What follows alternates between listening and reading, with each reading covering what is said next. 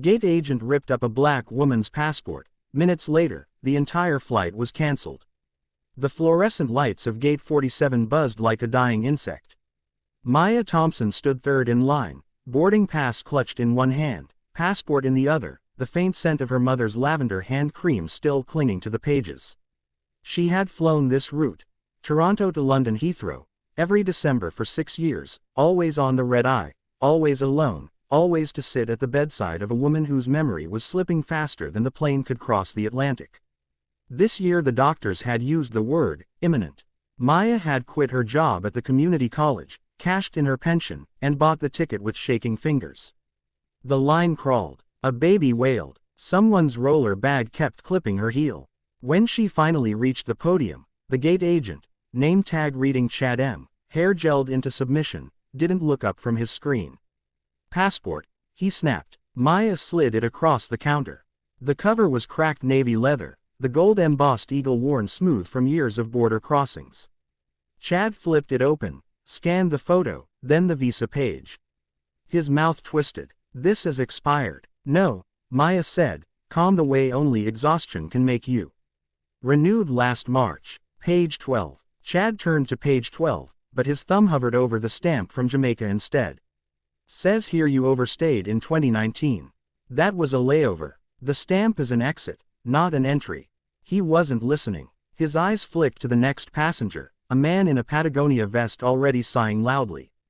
Chad's jaw worked like he was chewing something sour. Then, with a sound halfway between a laugh and a cough, he took the passport in both hands and tore it clean in half. The rip was surgical, straight down the spine. Pages fluttered to the carpet like blue confetti. Maya's breath left her body in a soft whoosh, the same sound her mother made when the pain meds wore off. Next, Chad called, already reaching for Patagonia's boarding pass. Maya stared at the halves in his trash bin. Her face, smiling, younger, taken before her mother's first stroke, stared back, severed at the neck. She should have screamed, should have demanded a supervisor. Instead she heard herself say, very quietly, my mother is dying. Chad didn't flinch. Should have checked your documents. The line surged forward. Someone muttered, some people. A child asked if the lady was in trouble.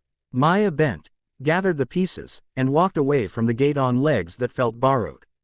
At the customer service desk, the wait was 45 minutes. She stood clutching the shredded passport like a broken wing. The woman ahead of her argued about a lost stroller. The man behind her smelled of bourbon and entitlement. Maya's phone buzzed. Her sister. Mom's asking for you. Tell me you're boarding. She typed. Small delay. When she finally reached the counter, the agent, name tag Letitia, took one look at the passport and winced.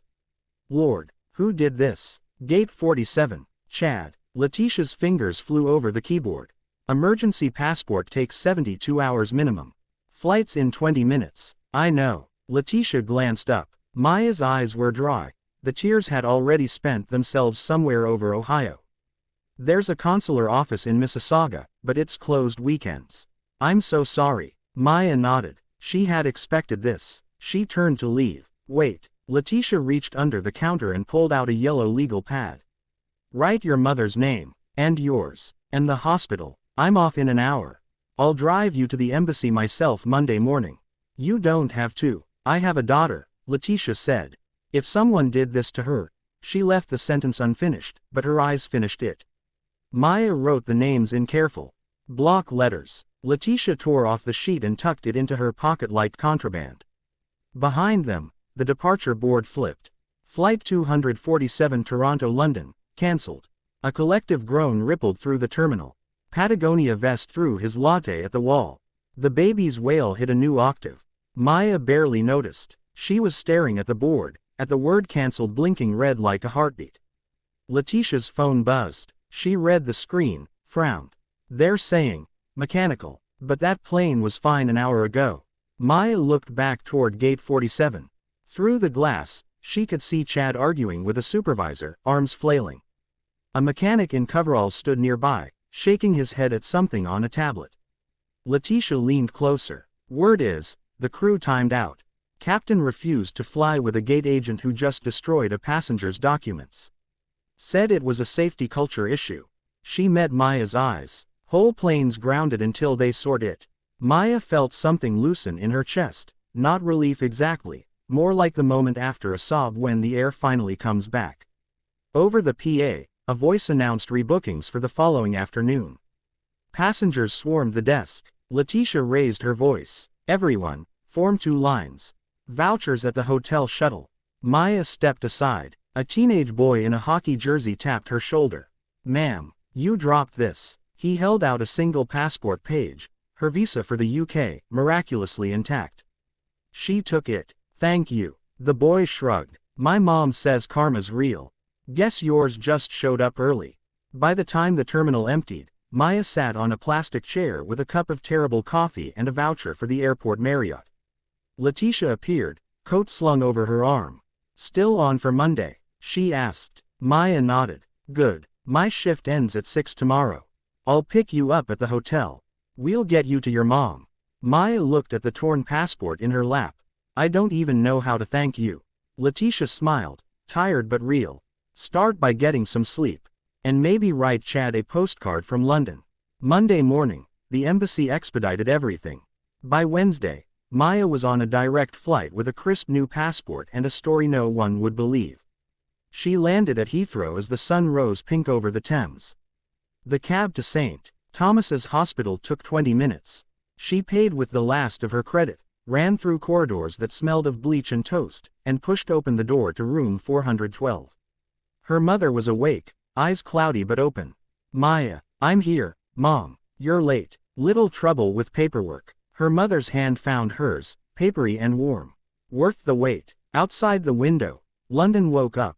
Red buses, black cabs, the river sliding past like it had all the time in the world. Maya sat, held the hand that had once held hers through chicken pox and heartbreak, and told her about the gate agent, the rip, the cancelled flight, the stranger who drove through the night. Her mother listened, eyes half closed. When Maya finished, she said, sounds like you met some angels in uniform. Maybe, Maya said, or maybe just people who remembered what it feels like to be human. Her mother squeezed once, the old signal for I love you. Then she slept. Maya stayed until the machines beeped their steady reassurance. In her pocket, the intact visa page fluttered like a bookmark in a story still being written. She thought of Chad, probably stapling complaints in some back office. She thought of Letitia, clocking in for another shift. She thought of the captain who refused to fly, the mechanic who backed him up, the teenage boy who picked up a scrap of paper. The flight had been cancelled, yes. But something else had taken off. Something quieter, slower, impossible to schedule. It had no boarding time, no gate number, no frequent flyer miles. It just kept going, passenger to passenger, ripping up the distance between strangers until the world felt small enough to hold in one hand. Maya kissed her mother's forehead, whispered, I'll be back tomorrow, and walked out into the London morning carrying the lightest heart she'd had in years.